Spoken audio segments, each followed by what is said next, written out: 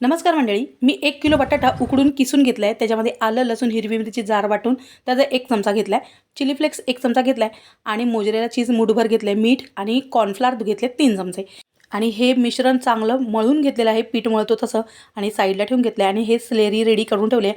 त्याच्यामध्ये मी 2 चमचे कॉर्नफ्लॉवर आणि 2 चमचे मैदा, मीठ आणि चमचाभर चिली फ्लेक्स घेतले आणि ते मी आता पाणी थोडंसं टाकून त्याची स्लेरी रेडी करून घेतली आणि नंतर आपला जे चीज आहे ना त्याचे क्यूब्स करून घेतलेत. हे मी अशा प्रकारे त्याला सिलेंडरचा शेप देऊन हा चीज बॉल रेडी केलेत.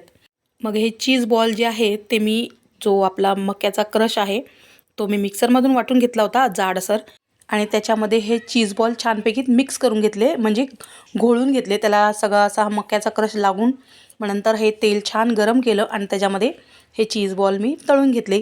छान मस्त असे क्रिस्पी, क्रंची आणि कुरकुरीत झालेत आणि मुलांना आज सुट्टी होती म्हणून हा बेत